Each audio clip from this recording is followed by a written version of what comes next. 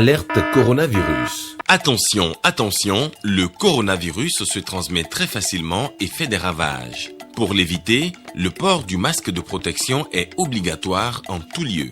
Dans l'administration publique ou privée, dans les réunions, les rencontres, dans les marchés, les magasins, les boutiques et lors des déplacements, le port du masque est obligatoire. Même dans les lieux privés, dès lors que l'on n'est pas seul, le masque doit être le fidèle compagnon.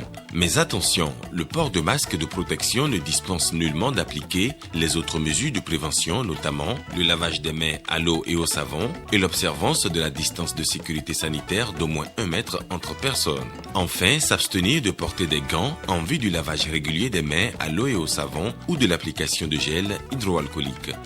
Pour tout savoir sur l'épidémie du coronavirus au Bénin, rendez-vous sur le site web www.gouv.bj/coronavirus. Ceci est un message du gouvernement de la République du Bénin.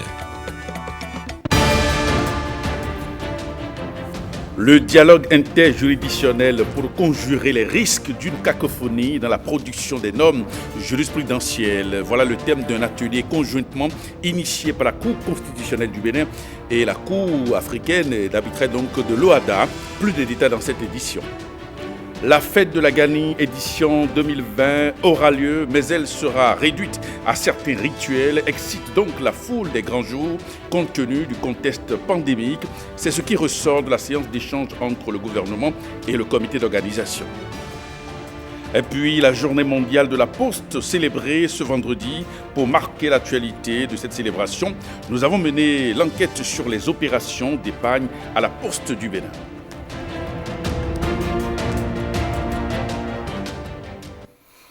Mesdames, Messieurs, bonsoir. Merci de votre fidélité. Le dialogue des juridictions pour minimiser les risques de cacophonie dans la production des normes jurisprudentielles en Afrique de l'Ouest.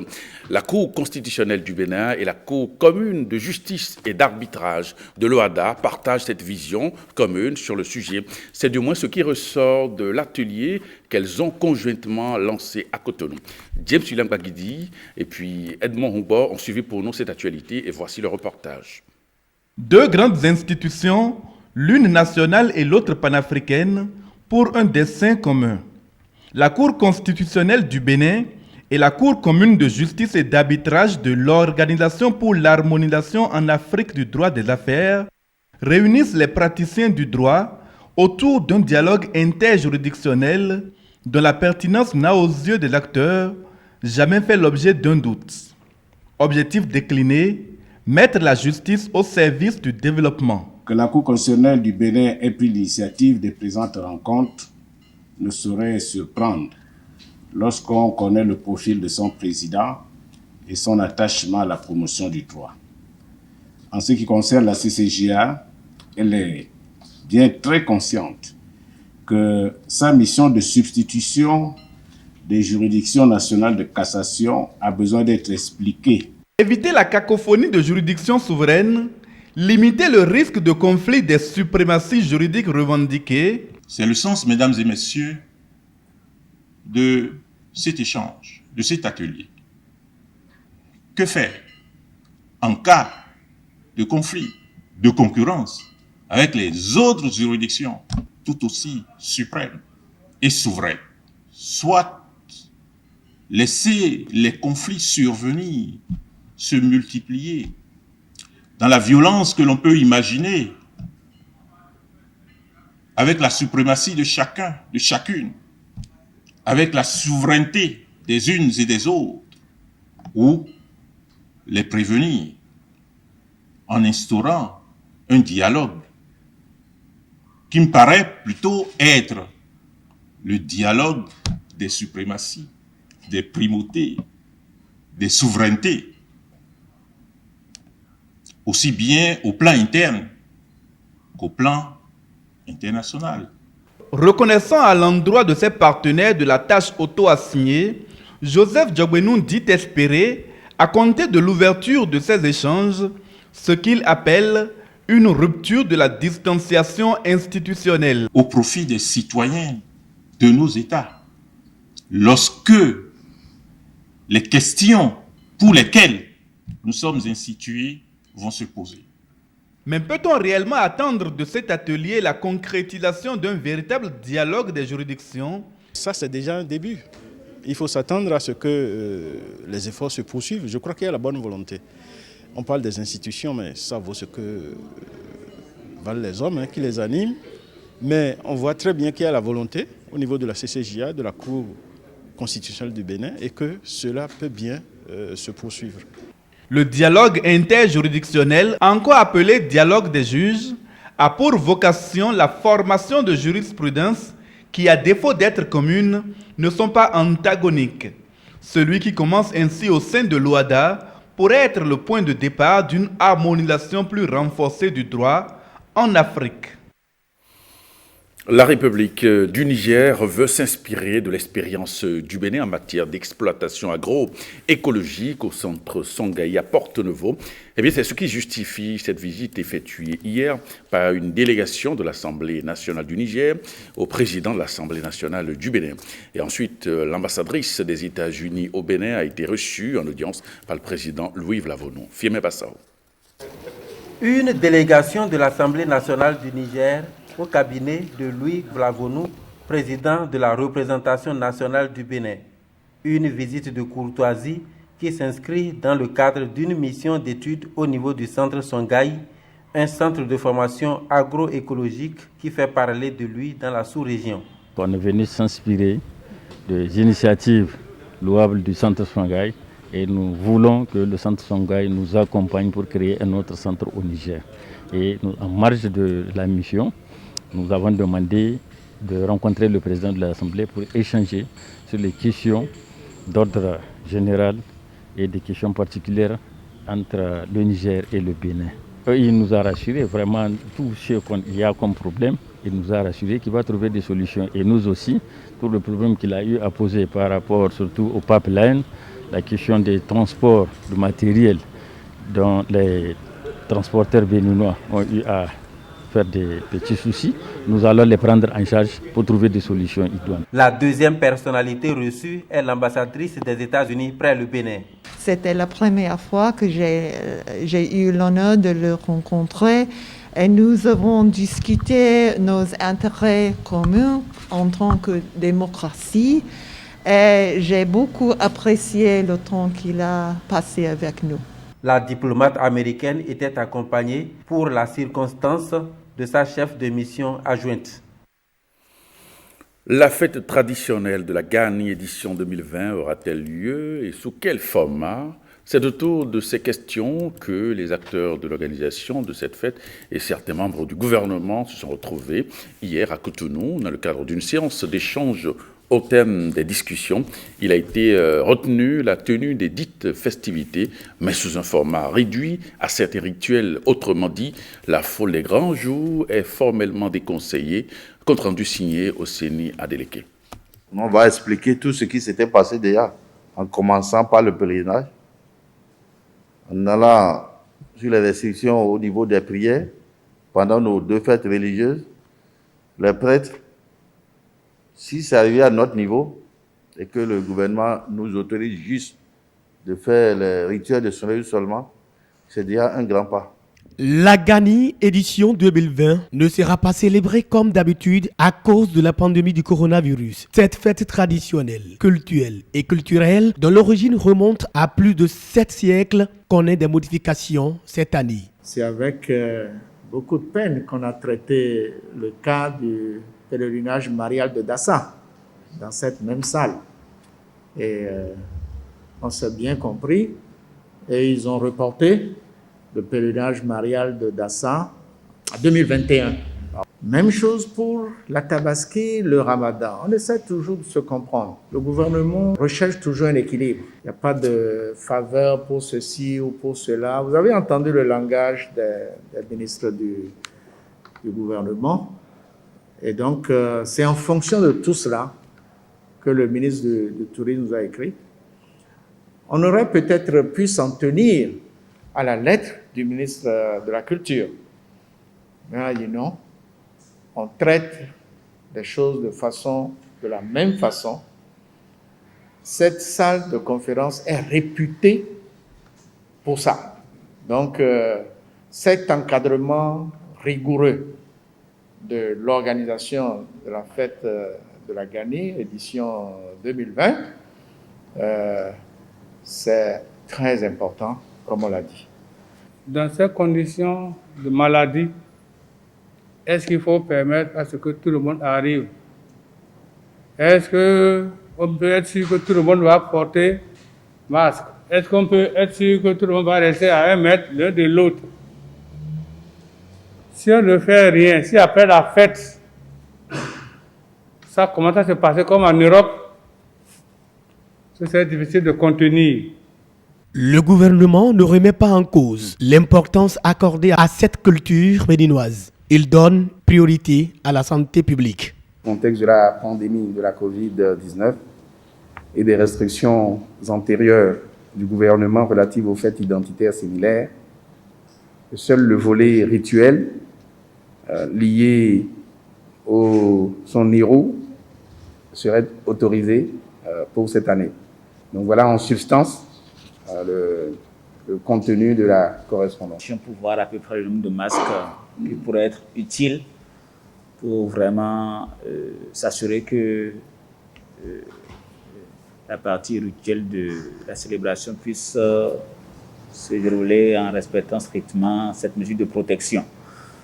Nous allons également voir les mesures à mettre en place pour que l'hygiène des mains soit assurée tout le long du parcours. Cette concertation entre les acteurs de cette initiative avec le gouvernement est un acte salutaire. On en parlait de commun accord, conjointement, et ce serait très bien entendu par tout le monde.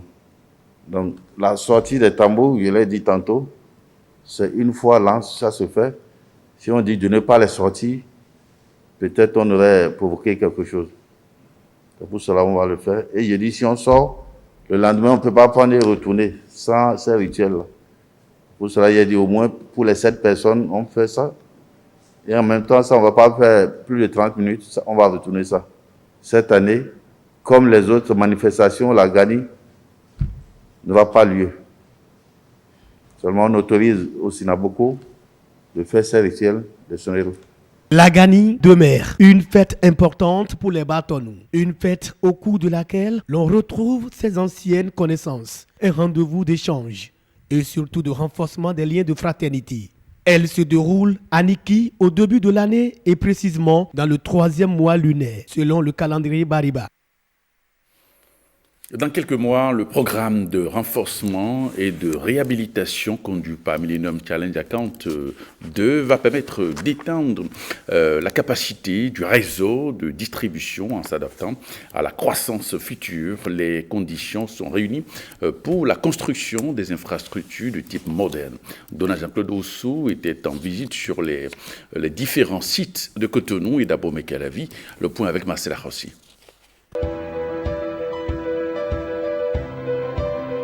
Bientôt, de l'électricité fiable et davantage stable pour les Béninois. La révolution de l'énergie électrique, tant espérée, est désormais réalité. Le réseau de distribution d'électricité au Bénin va subir une modernisation avec la construction d'un centre national de contrôle et de distribution soutenu par la réhabilitation et le renforcement des lignes électriques à Cotonou et dans les régions. Il se trouve que c'est grâce au président Patrice Talon et à son gouvernement et au soutien indéfectible du Millennium Challenge Corporation et du Millennium Challenge Account que cette réalité est aujourd'hui non pas une vue de l'esprit, mais quelque chose de concret. Je crois que là, le moment est venu maintenant pour travailler par anticipation, voir loin, pour que les populations ne souffrent pas des défaillances du système électrique. À Abomey-Calavi, voici le site principal qui abrite le cerveau du dispatching de l'électricité aux Béninois d'aujourd'hui et de demain. Une électricité qui soit de qualité, qui soit fiable, qui soit durable. Donc, dans ce bâtiment que vous voyez, c'est un centre qui va relier et qui va conduire tous les 55 postes de distribution de l'électricité à niveau national. Donc, MCC, comme une agence du gouvernement des États-Unis d'Amérique, est fière d'être le partenaire du gouvernement du Bénin dans ce noble objectif.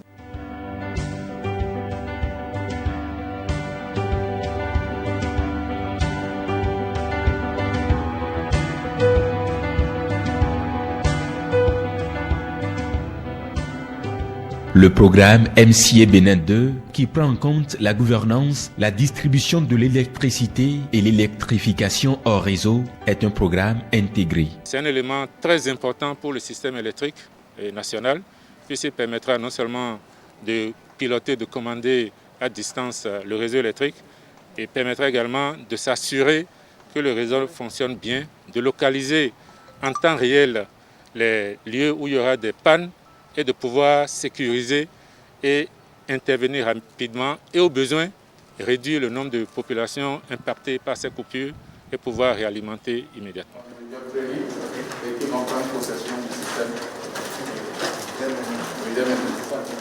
Grâce à l'énergie, les entreprises vont bien fonctionner.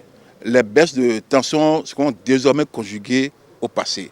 Donc c'est le départ d'un développement. L'énergie, c'est alors le développement. C'est en cela qu'au nom de la population de Calavi, nous disons merci à son Excellence, M. Patrice Guillaume Talon, le président de la République, et aussi au ministre de l'Énergie, tous les cadres, surtout au MCA, qui hautement a accompagné ce que nous voyons aujourd'hui.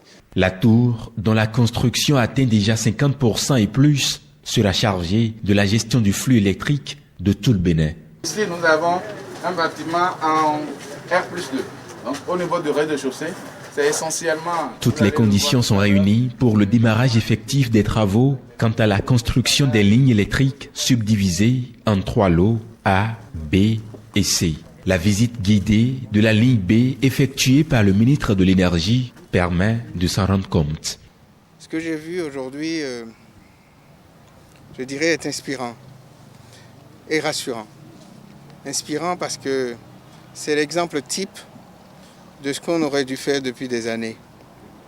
Je prends l'exemple du centre de dispatching en cours de construction à Kassato, qui est la tour de contrôle, à partir de laquelle on doit donc piloter la distribution de notre pays.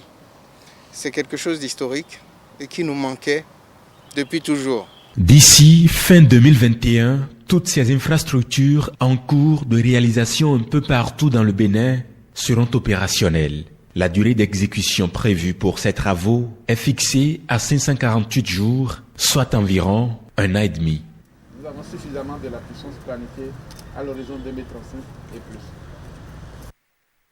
Ce 9 octobre, la communauté internationale célèbre la Journée mondiale de la Poste. Alors, une journée instituée depuis 1874. Alors, pour marquer la date anniversaire de la fondation de l'Union postale universelle, plutôt en 1874, eh bien, à cette occasion, nous nous sommes intéressés nous avons donc voulu mener une investigation sur l'épargne à la Poste du Bénin. Et ça a été conduit, cette enquête, par Nicanor Kovi Petroni Lokoso. Mettre de côté pour ne pas tout dépenser. Une définition simple de l'épargne. Un concept que la Poste du Bénin continue d'entretenir dans le cœur des Béninois.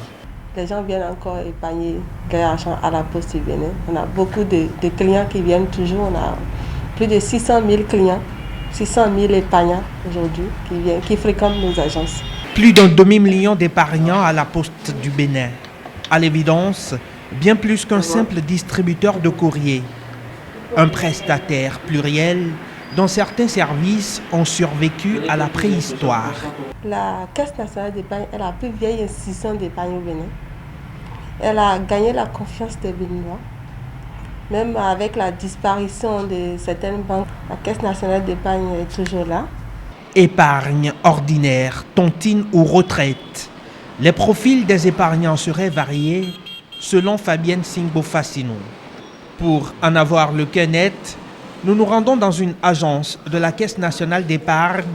Ici, l'affluence dans le hall d'accueil corrobore les allégations du chef de département. Mais ce sont encore les clients qui expriment le mieux les raisons de leur foi en l'épargne et en la Poste du Bénin. Je suis venue faire un retrait d'argent pour les études. C'est mon père qui épargne pour moi. Plus tard, quand je serai majeure, je vais continuer à épargner ici. Je suis à la Poste maintenant, ça fait plus de 20 ans. Bon, j'ai aimé la Poste parce que quand je viens pour le remboursement, comme le versement, ça ne me cause pas de problème. C'est pourquoi j'aime la Poste. À la Poste, l'on croit si fort au pouvoir de l'épargne qu'un projet d'éducation financière est initié à l'endroit des tout jeunes. Nous sommes dans cette logique-là de cultiver l'épargne depuis le bas âge. Bientôt, nous allons signer des partenariats avec des collèges pour que les collégiens, les jeunes élèves puissent épargner 2 000, 5 000 jusqu'à ce qu'ils grandissent. Donc c'est comme ça que nous entendons inculquer la notion de l'épargne à chaque béninois depuis son bas âge. Au nom du petit magot à amasser pour les périodes de vaches maigres, la Poste du Bénin fait vivre l'épargne encore et toujours. Au nom du bas de laine qui fait rêver, l'épargne continue à couler dans le cœur des enfants béninois de 7 à 77 ans. Eh bien, il faut préciser que dans le cadre de cette célébration de la Journée mondiale de la Poste, la Direction générale de la Poste SA a organisé une séance de don de sang dans les locaux de la société Fifam et Salomé à Tadedji, Benjamin Denayon. Judith Glidja montre le bon exemple. La directrice générale de la Poste donne son sang pour sauver une vie. Comme vous le savez, donner du sang, c'est donner la vie à d'autres personnes qui en ont besoin. Donc c'est dans ce cadre que nous sommes en train de faire cette activité de don de sang dans les locaux de la Poste du Bénin SA pour contribuer à sauver des vies parce que la Poste du Bénin est une entreprise citoyenne qui doit contribuer à l'épanouissement, à la bonne santé de tous les Béninois. Tout le personnel de la Poste emboîte le pas au numéro 1 de la structure. C'est double motivation. Il y a d'abord la joie de la fête, conséquent à la Journée mondiale de la Poste, et maintenant la joie de pouvoir sauver des familles ou des enfants malades, quiconque aurait besoin quand même d'un peu de sang pour allonger sa vie. Et en donnant son sang, c'est faire de la joie à une autre personne, à un autrui, qui pourra retrouver toute sa santé, sa gaieté grâce à votre sang. Vous ne voyez pas que c'est très beau. Nous avons beaucoup de situations qui font qu'aujourd'hui, nos malades, les accidentés, ils ont besoin de ce sang. Et si quelqu'un ne donne pas, on ne peut pas sauver cette vie-là. Voilà la raison. Donc la Poste, en tant que société, entreprise citoyenne, veut bien contribuer à cette œuvre humanitaire. Et c'est ainsi que la Poste du Bénin SA a décidé de célébrer cette journée mondiale. La société est allée bien au-delà du transfert ou de la réception de courrier. Elle invite les citoyens à l'accompagner dans cette noble action. Et parlons de ce deuxième conseil départemental de concertation et de coordination à Lokossa. Eh bien, la préfecture de Lokossa a tenu cette session ordinaire qui a permis aux conseillers de parler, entre autres, de la santé et de l'éducation. Jean-Claude James, Jules Akwaiko. Au nombre des sujets de ce deuxième conseil départemental de concertation et de coordination, il y a la gestion de la santé communautaire. Les rôles et responsabilités des élus ont surtout préoccupé. Aujourd'hui, le gouvernement voudrait que, au lieu d'investir pour traiter les maladies, il faut que nous puissions maintenant prévenir les maladies pour que nous ayons véritablement la santé. C'est le constat que moi j'ai fait et vous devez le faire aussi, que notre santé est dans notre assiette. En dehors de ça, notre environnement, si nous ne nous évoluons pas dans un environnement sain, nous allons perdre notre santé. De la santé à l'éducation, le pas a été vite franchi grâce à la communication sur le thème, le suivi du système éducatif dans le mono. Nous avons un grand rôle à jouer. Cette année, notre département s'est bien illustré. C'est bien. Mais nous ne devons pas dormir sur nos lauriers. Nous devons maintenir le cap et chercher à aller plus loin. Les populations comptent sur nous. Et nous devons œuvrer pour réduire la pauvreté. C'est possible. Je compte sur vous. C'est un travail de longue haleine. Nous allons réussir le pari. Le Conseil départemental de concertation et de coordination CDCC pour 2020, c'est fini, sauf une session extraordinaire. Sinon, rendez-vous en 2021. Les enfants en situation de handicap venant de près d'une vingtaine d'écoles primaires publiques de Cotonou ont reçu mercredi dernier des kits scolaires. C'est à travers une opération dénommée Mon cœur est dans la joie, initiée par Aura Bank Bénin en collaboration avec l'association des personnes handicapées, cadres et artisans du Bénin. Gilles Dansou, Edmond. Aura Bank étale ses bonnes actions vers les enfants en situation de handicap. Ces enfants scolarisés ont reçu des kits, de quoi leur offrir la chance d'avoir accès à l'instruction avec des moyens de première nécessité. Cette opération est menée avec la collaboration de l'Association des personnes handicapées, cadres artisans du Bénin. Avocat Bénin fait du mieux qu'il peut pour améliorer les conditions d'existence de la personne handicapée et assurer sa pleine intégration dans le tissu social. Cet événement, dénommé Mon cœur est dans la joie, loin d'être perçu comme une œuvre sociale, doit être au contraire vu comme une incitation à l'indépendance, à l'autonomisation des personnes handicapées et à la contribution d'allègement des peines des parents de ces enfants. Une centaine d'enfants comme bénéficiaires de ces kits venant de 16 écoles primaires publiques de Cotonou. Des mots de gratitude de part et d'autre. Nous savons combien l'éducation d'un enfant, surtout un enfant en situation de handicap, est difficile.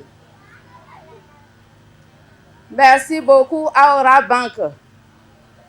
Au nom des enfants, surtout en ce temps de Covid-19, où les parents ont des difficultés à subvenir aux besoins des enfants.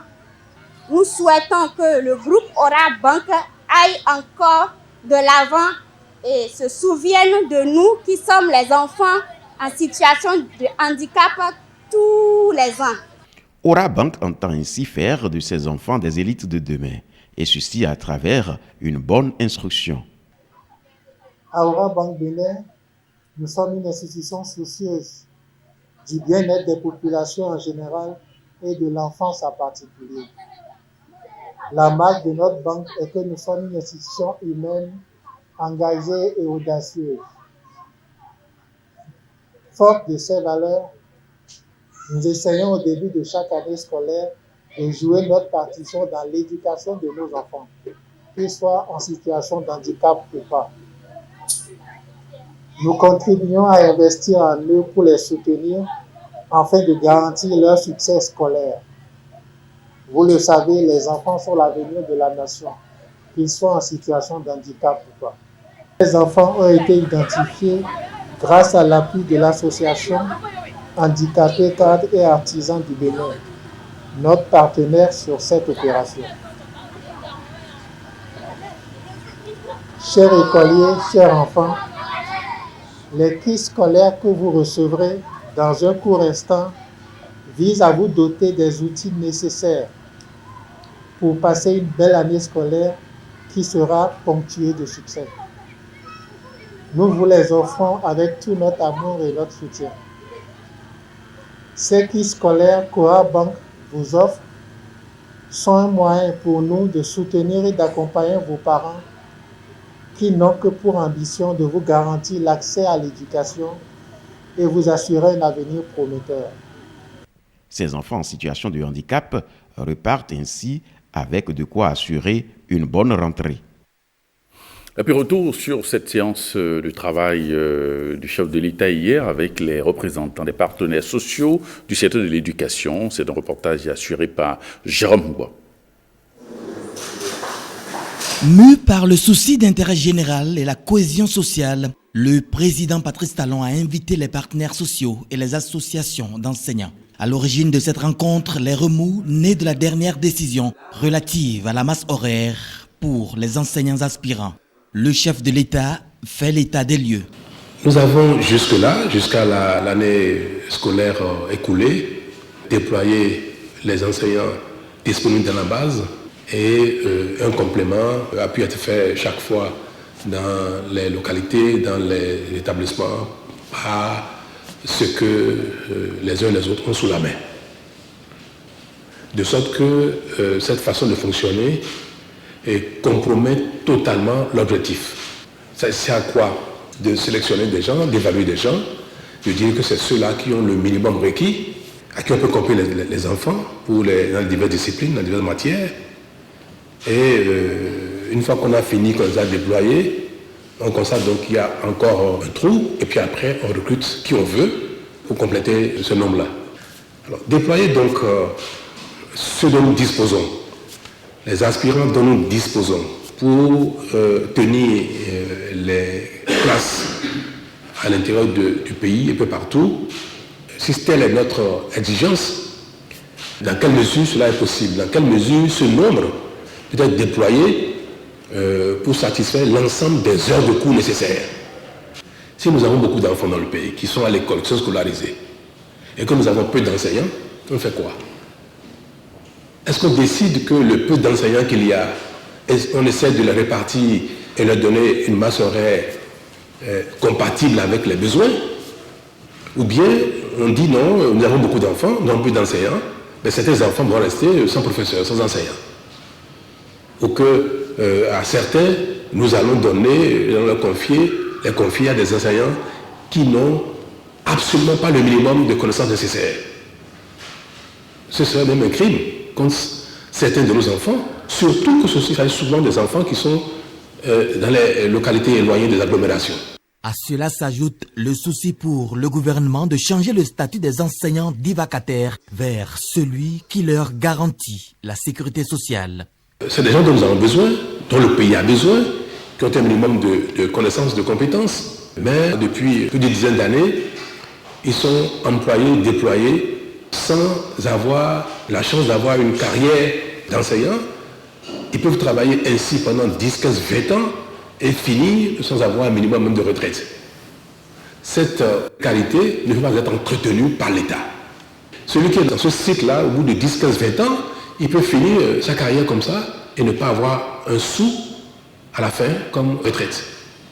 C'est ainsi qu'au titre de cette rentrée, et pour finir de régler le problème, nous avons examiné le nombre dont nous disposons, le besoin en termes d'heures de cours et l'arbitrage a donné une quantité d'heures de cours à affecter par enseignant aspirant, je crois, de 30 heures. Le débat est ouvert, les partenaires sociaux et les enseignants ont exposé leur compréhension de la nouvelle donne. Quand nous prenons ces 30 heures pour nous préinsérer, ou ce qu'on appelle les aspirants aussi, l'enseignant, il travaille d'abord à la maison, il travaille en classe, et après la classe, il se retrouve encore dans une autre situation. Donc il doit se préparer à la maison. C'est là qu'il doit faire le gros travail, surtout que nous sommes dans l'approche par compétence, il doit faire le gros travail à la maison. Même si ce n'était pas l'approche par compétence, on se prépare aussi à la maison. Mais ici, c'est encore plus exigeant. Sur le principe de résorber le déficit en enseignant, je crois que nous nous accordons. Sur le principe de faire en sorte que tous les enfants béninois accèdent à l'éducation où qu'ils soient, là aussi il n'y a pas de problème. Et je voudrais dire une fois encore que nous sommes disposés à faire ce travail pour qu'effectivement les éléments que nous avons, on puisse les verser à votre équipe et qu'ensemble on trouve les solutions qui permettent vraiment de juguler la situation. À la date d'aujourd'hui, si on donne les 30 heures, c'est que au moins 5000 enseignants à qui vous aviez déjà dit il y a quelques jours qu'ils allaient être reconduits vont perdre les heures qu'ils avaient. On peut faire mieux. Je suis persuadé que cet impact social, vous n'avez pas souhaité qu'il soit de cette qualité-là. Nous quitterons ici avec la joie au cœur pour annoncer à nos collègues préinsérés que notre président, notre papa nous a écoutés. À cette séance, l'ambition du gouvernement est dévoilée. Ne pas entretenir un contrat à la tâche et encourager la construction de la carrière. Les enseignants aspirants précédemment déployés peuvent être rassurés. Aucun aspirant déployé précédemment, déployé l'année dernière, et figurant effectivement la base de données ne sera laissé sur le carreau. Aucun. Aucun.